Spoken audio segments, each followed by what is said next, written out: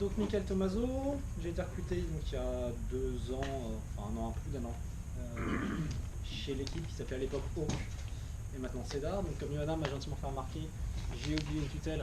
J'ai une excuse, c'est une tutelle que depuis hier. Voilà. Et donc j'ai changé le titre, comme on m'a aussi fait remarquer, pour 2 raisons. Donc un, parce que les slides sont en anglais et pas en français, et j'étais pas très content du premier titre. Voilà. Donc, data, drawing or swimming. De quoi on va partir? On va partir de... Il y a des questions qui reviennent assez souvent dans l'actualité. Par exemple, le lien entre autisme et vaccin.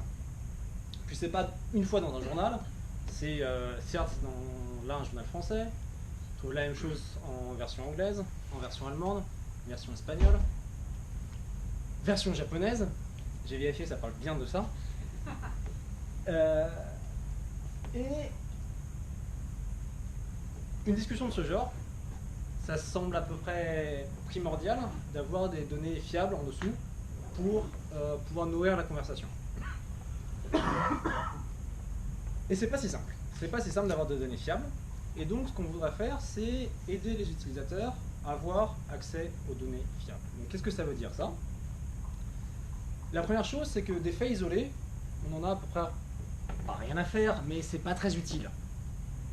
Je vais donner un exemple juste après. Et la deuxième, c'est qu'à partir du moment où on les isole plus, mais on choisit de les connecter, bah c'est un travail qui n'est pas simple. Pourquoi? Parce qu'on va en choisir un sous-ensemble des faits qui sont présents, et on va choisir une certaine manière de les connecter. Et que ça va induire assez souvent des biais, qu'on le veuille ou pas, qu'on en ait conscience ou pas. Et ça peut poser des problèmes de crédibilité, ou là, principalement de crédibilité. Enfin, c'est là-dessus que j'ai insisté. Et donc un exemple, c'est une infographie sur autisme et le vaccin. Donc je vais vous la montrer. Ici. Donc il nous explique l'histoire, d'où vient cette histoire. Et donc selon ces sources-là, ça a commencé en 98 avec une étude qui a priori n'était pas tout à fait rigoureuse. Elle a été répétée. Donc l'étude en question disant qu'il y avait effectivement un lien entre autisme et vaccin. L'étude a été répétée et toutes les études suivantes ont été...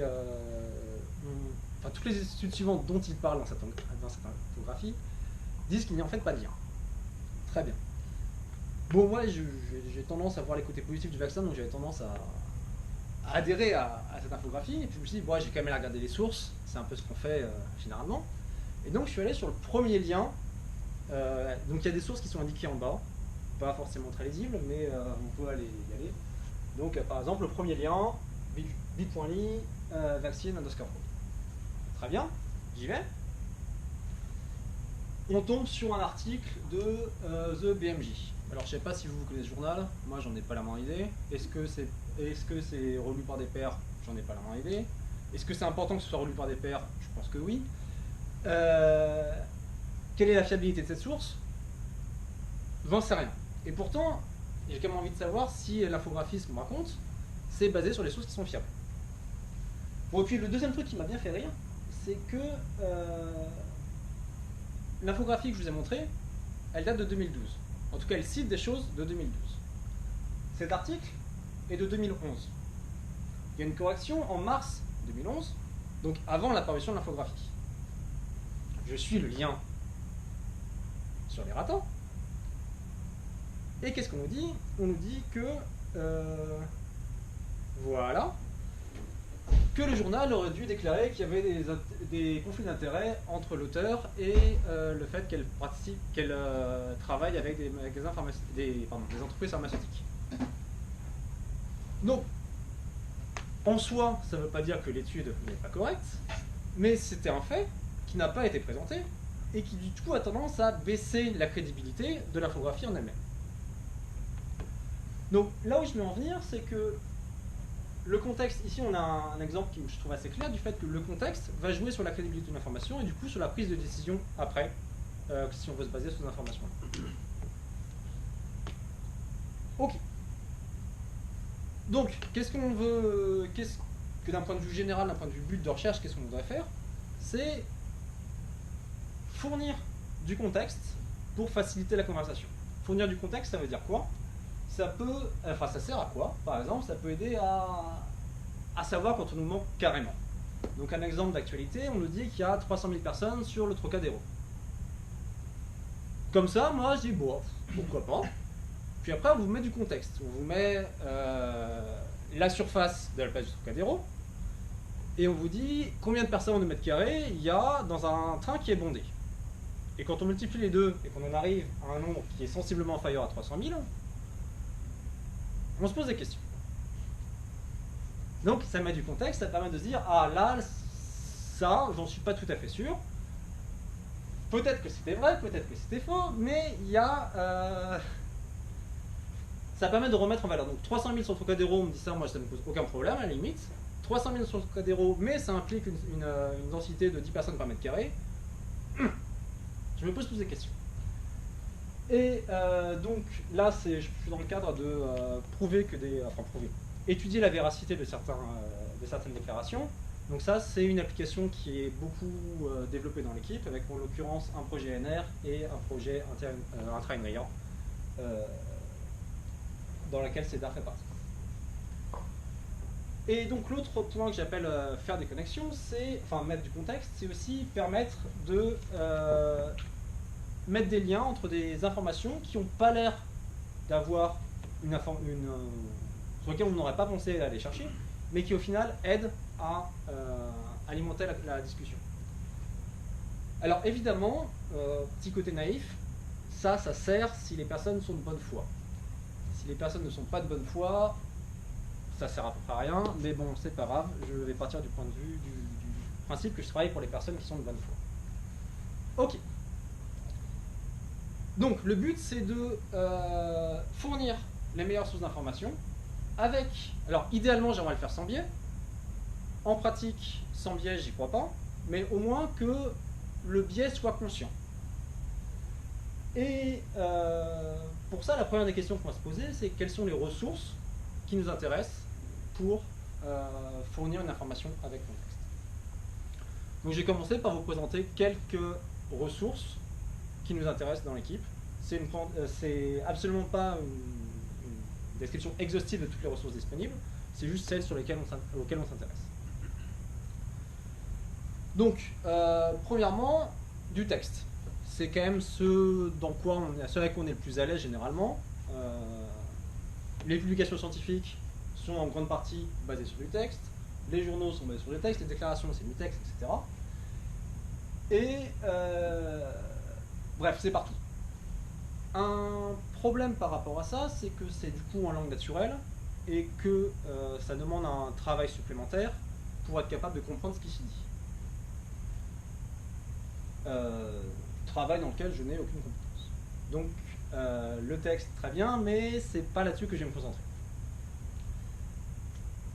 Ensuite, on va avoir des bases de données structurées. Donc ça, c'est à peu près l'opposé.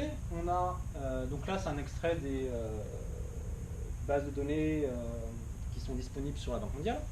Donc il nous dit en l'occurrence l'âge moyen du mariage pour les hommes et les femmes en France, Slovaquie, Italie.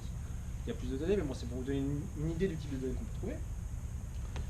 Donc ça, c'est un champ de recherche qui a été développé depuis 40, 50 ans, c'est comme ça.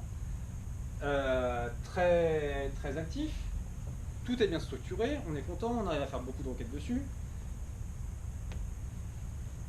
Il y a un petit truc qui m'embête un peu avec ce côté-là, c'est que d'une certaine manière, chaque base est isolée dans son silo, et faire des connexions entre une base de données et une autre, c'est quelque chose qui est compliqué. Et donc le troisième type de données qui va nous intéresser beaucoup, ça va être ce qu'on va retrouver dans du Linked Open Data. Donc ici par exemple, on est sur la page DVpedia de Donald Trump. Donc toutes les informations qui sont là sont relatives à Donald Trump. On nous dit que son université, qu'elle est passée par Wharton School of Pennsylvania, par Fordham University, qu'il est né en 1946, etc., etc., etc. Alors, quel est l'intérêt de ça? C'est sous une forme qui est restreinte, donc on a juste des triplets. On peut associer un sens à chacun de ces prédicats, qui nous dit qu'on a une date de naissance, etc. Et on a aussi des liens. Donc, tiens, j'aurais dû aller là-dessus, j'ai oublié de le faire. Voilà. Donc en l'occurrence, il y a des liens entre les différentes... Ouais, c'est bon, on est bien ici. Donc ici, on nous dit que il a pour enfant Ivan Trump, et il se trouve que c'est lié avec la page DBpedia d'Ivan Trump. Et donc ça a l'avantage de faire de la disambiguation entre les personnes. Donc si on avait dans une base de données, par exemple, plusieurs Donald Trump, on ne saurait pas forcément lequel c'est, ou plusieurs Ivanka Trump. Là, on sait laquelle est effectivement la fille de Donald Trump. Donc on a ce côté lien entre les différentes entités d'intérêt, et on peut donc exploiter ces liens d'ailleurs, ce qui est un point intéressant. Ok. Donc pour les données, c'est juste trois seuls types de données dont je vais parler. C'est du texte, qui est très naturel d'utilisation, qui est partout, mais qui est pas direct, qui est plus difficilement exploitable par des ordinateurs. On a des bases de données qui sont très structurées, mais qui ont le problème de ne pas faire des liens entre les différentes bases de données qui peuvent être un peu partout. Et du linked open data, qui a aussi ses problèmes. Par exemple, alors ici je ne l'ai pas, mais il y a un exemple qui est assez rigolo à propos de Trump. Donc on nous dit parti, démocrate, républicain, indépendant, Reform Party of the United States of America. Et on n'a pas plus d'informations que ça. Donc là clairement il manque des informations temporelles. C'est un sujet sur lequel on commence à travailler. Mais bon, c'est pour dire que RDF c'est sympa, donc ça c'est du RDF. C'est pas une solution universelle non plus. Ok. Donc, on a ça comme données. Maintenant, qu'est-ce qu'on veut faire avec? On veut interagir avec ces données. Donc l'interaction, je vais définir ça comme étant poser des requêtes. Et ce que je voudrais expliquer ici, c'est qu'il y a plusieurs types de requêtes. C'est pas qu'une seule manière d'interagir avec des requêtes. En l'occurrence, il y a trois types. Encore, ça n'a pas volonté d'être exhaustif. Il y a trois particularités de requêtes qui vont nous intéresser. La première, c'est que ça va être structuré ou pas. Ça va être sémantique ou pas, et exploratoire ou pas. Et donc je vais essayer de vous expliquer qu'est-ce que je veux dire par structuré, sémantique, exploratoire. Donc structuré. On peut poser une requête typiquement sur un moteur de recherche, et on met Obama. Très bien, le moteur de recherche va nous renvoyer des pages. Généralement, on est content avec ça. On peut aussi vouloir dire, bon alors je voudrais trouver les personnes qui ont fait leur doctorat dans une équipe INRIA, qui maintenant travaillent pour une autre équipe INRIA. Alors ça, j'ai essayé sur Google, ou sur Quant, pour essayer d'être français. Ça n'a pas marché. Je pense que c'est une surprise pour personne ici. Et l'une des raisons pour lesquelles ça n'a pas marché, c'est qu'ici, il y a effectivement une structure. Il y a une structure qui n'est pas exprimable directement avec des mots-clés. Donc on a des relations. On parle d'une personne qui est en relation avec une certaine équipe INRIA, qui est également en relation avec une autre équipe INRIA, et les relations ne sont pas les mêmes. Ok, donc ça c'est le côté structuré des requêtes, qui est un point intéressant. Et donc le côté structuré, en particulier dans les bases de données, c'est quelque chose qui est tout à fait naturel, dans la mesure où les requêtes qui sont exprimées en SQL, et que le SQL est un langage structuré. Ok, donc les requêtes peuvent être structurées ou non. Premier point. Le deuxième point, c'est qu'elles peuvent avoir besoin de sémantique ou pas. Alors, vu mon parcours, j'ai plus envie de dire elles ont besoin de sémantique. Un exemple ici, c'est donc on peut imaginer qu'un directeur d'un institut de recherche voudrait motiver les jeunes chercheurs à postuler à des sources de financement. On sait tous que ça arrive. Et du coup, il a envie de savoir lequel de ces scientifiques sont concernés par quelles offres. Ok. Donc on peut se demander qu'est-ce que c'est qu'un jeune scientifique. Alors ça, c'est une définition qui change suivant les endroits. Donc j'ai regardé à 3 endroits, après je me suis fatigué. Donc pour l'ANR, c'est moins de 10 ans après le doctorat. Pour le RC, c'est entre 2 et 6 ans après le doctorat. Pour Alexander von Humboldt, qui est une fondation allemande, c'est moins de 4 ans après le doctorat. Donc qu'est-ce que j'essaie de vous dire ici? C'est que on n'a pas envie de se souvenir pour chaque personne et mettre à jour à chaque instant le fait qu'une personne est éligible ou non. On a envie de pouvoir retrouver cette information à partir des informations de base, qui en l'occurrence là c'est quoi? C'est la date du jour et la date du doctorat. et on a envie d'être capable de savoir si cette personne-là est jeune au sens de l'ANR, au sens de l'ERC, au sens de von Humboldt, etc., etc., etc. Donc, chercher un jeune scientifique, pour le faire de manière automatique, il faut réussir à définir ce que c'est que le jeune scientifique, et donc on a besoin de cette définition, on a besoin de sémantique ici. Donc ça, c'est le deuxième point, qui va être, peut y avoir besoin de sémantique dans les données. Pour ceux qui étaient à l'exposé de Johanna hier ou dans un exposé précédent, on a aussi tendance à utiliser, donc pour expliquer qu'il y a besoin de sémantique, la base de données ouverte du gouvernement américain, où quand on cherche des données sur les catastrophes naturelles, on trouve moins de résultats que pour les tremblements de terre. Ce qui paraît un peu étrange. Ok, donc on va avoir besoin de sémantique, et le troisième point, c'est le côté exploratoire. Donc il y a quelques années, j'étais en stage à Morioka, donc, qui est dans la préfecture d'Iwate au Japon, et ce que j'avais envie de faire là-bas, c'était de jouer au Go. Bon, manque de chance, je suis allé une dizaine de fois au club de Go, il était toujours fermé. Donc à un moment, je dis, bon, bah ok, je vais devoir trouver autre chose à faire. Je me demande, bah, qu'est-ce que je vais faire? Je sais pas trop. Ok, je suis dans une ville, qu'est-ce que je vais faire? Je sais pas trop. Là, je sais pas exactement ce que je cherche, mais quand je vais le voir, je sais que je l'aurai trouvé. Ce qui est totalement différent des requêtes que je vous ai expliquées juste avant, avec structure ou avec sémantique, où je sais ce que je cherche, j'arrive à le formuler, et je veux exactement ça. Là, je ne sais pas exactement ce que je veux, j'en sais rien, je veux savoir quelles sont les options, je veux savoir à quoi ressemblent mes données. Donc ça, c'est plus un côté exploratoire des données.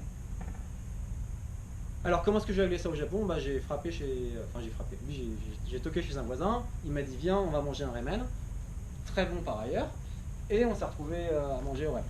Très bien. Donc le côté exploratoire reste important. Ok, donc ce dont je vais vous parler un peu plus ici, ça va être, enfin ce qui m'intéresse un peu plus, ça va être l'intersection entre les requêtes structurées et celles avec sémantique. L'exploration est aussi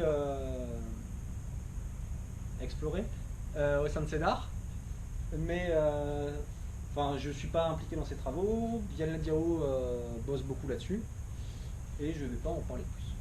Ok, alors, structuré avec sémantique. Donc on veut de la structure, on veut de la sémantique, on veut pas que ça. On veut aussi, donc là j'ai mis trois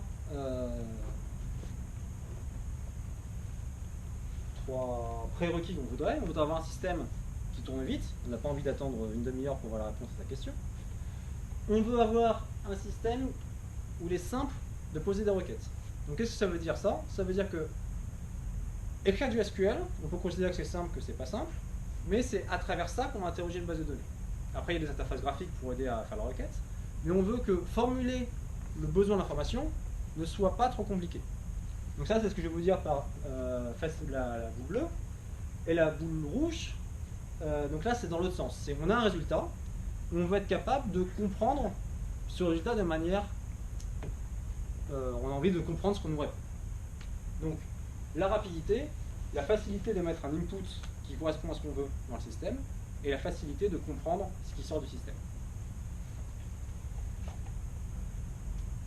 Ok, donc ce que je vous ai expliqué jusqu'à présent, c'est donc la motivation, le type de données qu'on regarde, et le type de requête qu'on a envie de traiter.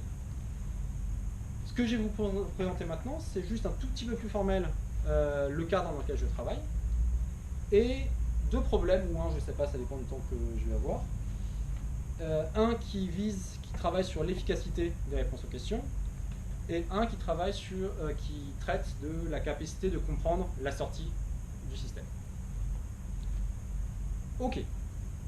Donc je travaille sur un problème qui s'appelle Ontology Mediated Query Answering. Donc qu'est-ce que ça veut dire? On a des données, par exemple Alice est professeur et Alice est reviewer. Ok. Et on veut savoir, est-ce qu'il y a un enseignant qui review quelque chose? Si on regarde ces données et cette requête, bah en fait il n'y a pas tellement de lien entre les deux, en tout cas d'un point de vue syntaxique, du coup on a envie de dire que non. D'un point de vue sémantique, on a envie de dire que oui, parce que les professeurs sont nos enseignants et qu'un reviewer review quelque chose. Du coup, ce qu'on peut faire, c'est rajouter des formules logiques qui expliquent les liens entre les différents termes du vocabulaire. Donc on peut rajouter une formule qui nous dit que tout reviewer a vu quelque chose, et une qui nous dit que tout professeur est un enseignant. Ok. Et après, on a deux possibilités, principalement, enfin il y a deux grandes approches. La première qui va être une approche de saturation, on va dire, Alice est un professeur, tout professeur est un enseignant, du coup Alice est enseignante, et Alice est un reviewer, tout reviewer a vu quelque chose, du coup Alice a vu quelque chose. Donc ça c'est la première méthode. Le problème de cette méthode, ça va modifier les données. On n'a pas forcément le droit de modifier ces données-là. Typiquement, les données des DBpedia Spotlight, des DBpedia, pardon, j'ai pas accès comme ça pour les modifier. Enfin, on y a accès, mais on n'a pas envie de les modifier à chaque fois qu'on pousse une requête. Et l'autre problème, c'est que ça peut faire exploser la taille des données. Et qu'en plus, il faut maintenir. Donc quand il y a une information qui change, il faut mettre à jour la matérialisation. Donc ça fait un certain nombre de problèmes. L'autre approche qui va être la réécriture, où on va se dire, ok, on cherche des enseignants qui sont des reviewers. En fait, on sait que tout professeur est un enseignant, du coup, on cherche, je vais commencer par là en fait, on cherche un professeur qui a revu quelque chose, ou une possibilité c'est un enseignant qui est reviewer, ou un professeur qui est reviewer. Donc on explore, on réécrit la requête, de manière à mettre les connaissances dans la requête, et on va évaluer cette requête-là sur les données initiales qui sont noires ici. Donc ça, c'est les deux grandes approches. Et celle qui nous intéresse particulièrement, ça va être l'approche de réécriture. Donc c'est pratiquement un type de travail. Donc on a des données stockées dans un système généralement dans une base de données relationnelle, on va dire, et on veut évaluer une requête de ce style-là. Donc ça pose des problèmes de comment est-ce qu'on l'évalue de manière efficace. Donc ça pose des problèmes d'optimisation de requête. Donc on a une requête, on veut trouver rapidement l'ensemble de réponses. Il y a différents moyens de calculer cet ensemble de réponses, et tous les moyens ne sont pas aussi efficaces les uns que les autres. Ça veut dire quoi ça? Imaginons qu'on veut trouver les personnes qui ont habité à Montpellier, qui ont habité à Dresde, et qui travaillent à Inria-Saclay. On peut commencer par regarder toutes les personnes qui ont habité à Montpellier et toutes les personnes qui ont habité à Dresde, pour l'intersection entre les deux, et puis pour ces personnes-là, regarder si elles travaillent à Inria-Saclay. Ça fait quand même beaucoup de personnes à regarder, donc on peut se dire, en fait j'ai commencé par les personnes d'Inria-Saclay, regardez si elles ont habité à Montpellier, regardez si elles ont habité à Dresde. D'accord? Donc ça, c'est différents moyens de calculer la même requête, et qu'on va représenter de cette manière-là. Donc avec un plan qui nous dit, ici on va trouver l'intersection entre Montpellier et Dresde, enfin entre les personnes habitant à Montpellier et à Dresde, et après regarder ce qui se passe avec l'INRIA. Ici on va d'abord regarder Montpellier-INRIA et puis après Dresde, ou Dresde-INRIA et après Montpellier. Donc ça, il y a différents moyens d'évaluer la même requête. Et comment est-ce qu'on fait pour choisir entre l'un ou l'autre? On va avoir un modèle de coût qui nous dit combien coûte, qui nous donne une estimation de combien coûte chaque requête.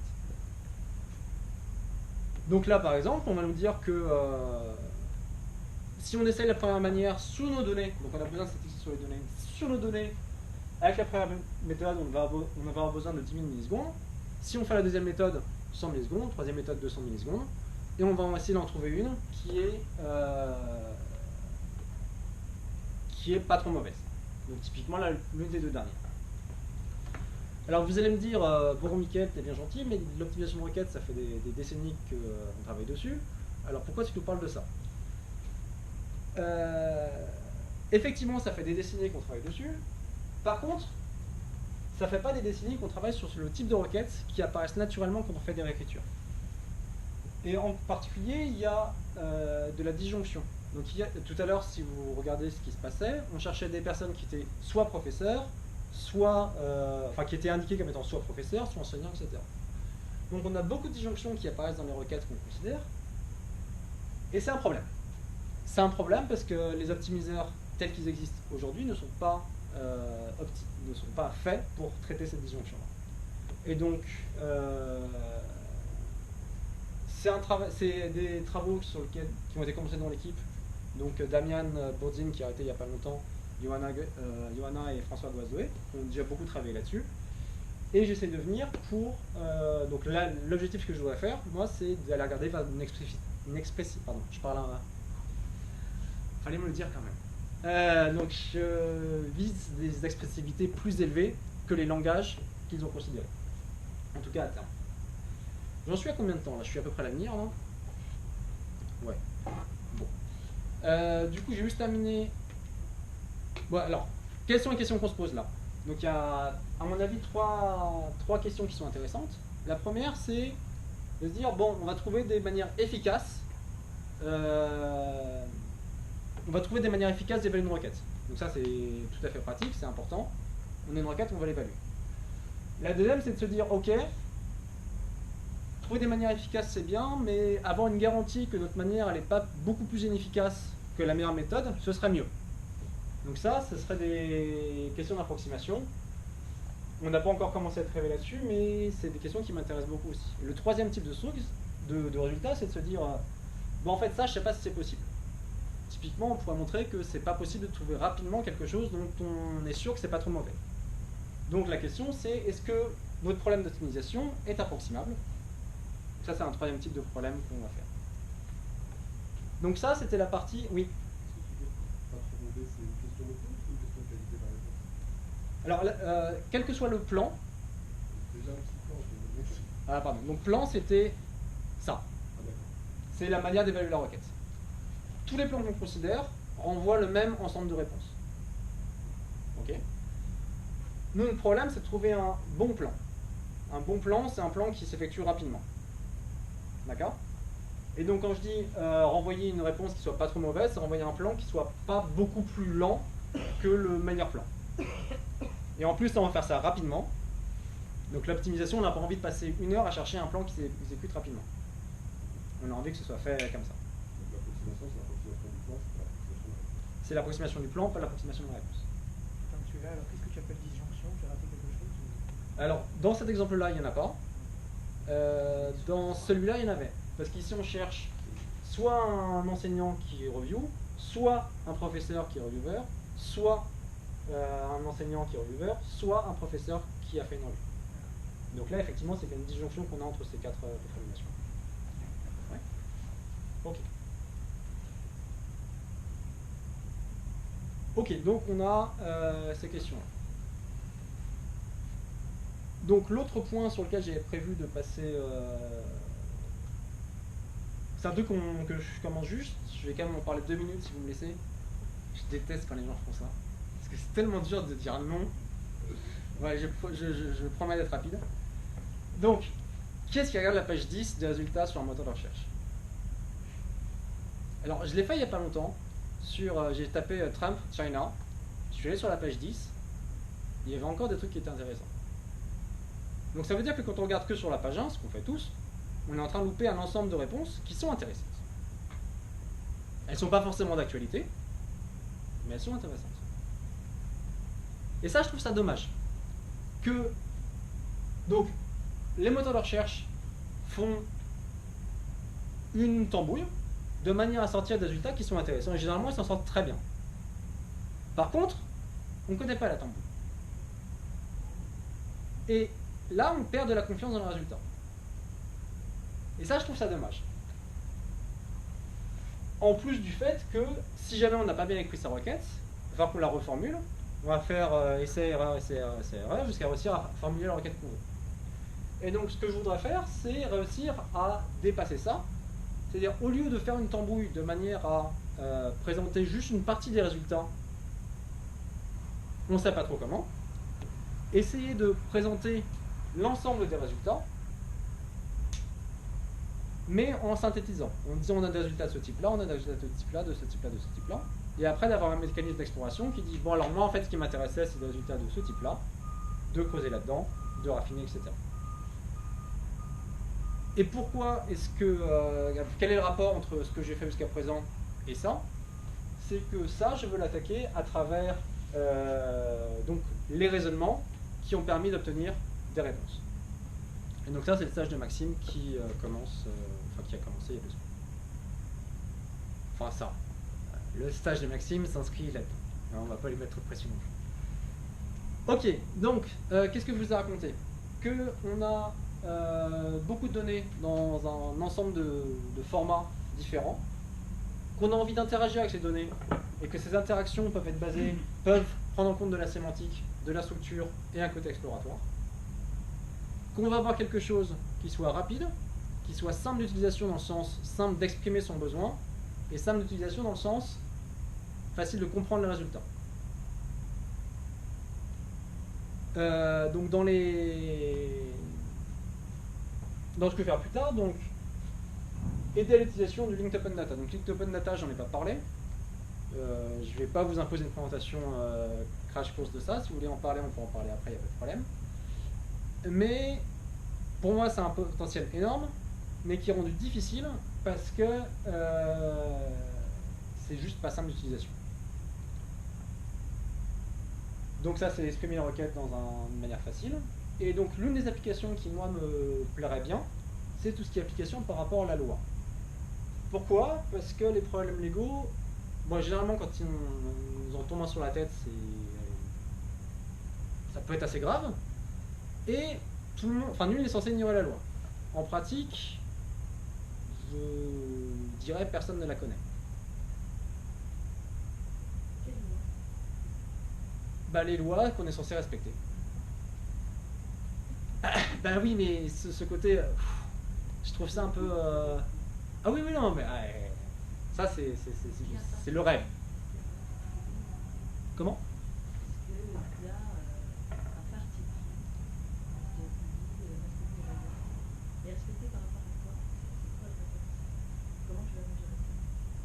Alors, parce que... un exemple tout simple. Donc, en ce moment, on est en train de construire une base de données dans le cadre d'un projet. On a envie de savoir, est-ce qu'on a le droit de la constituer? Donc, on a contacté le service juridique.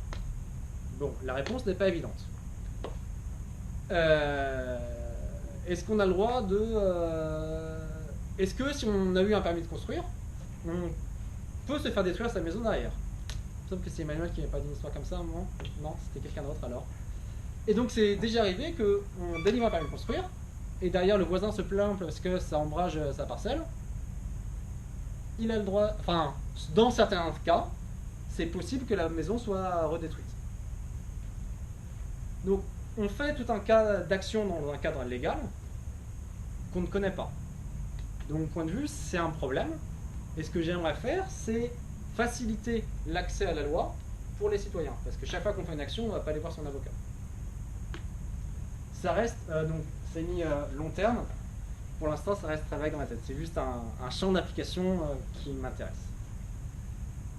Voilà, je vous remercie de votre attention, et si vous avez des questions, n'hésitez pas.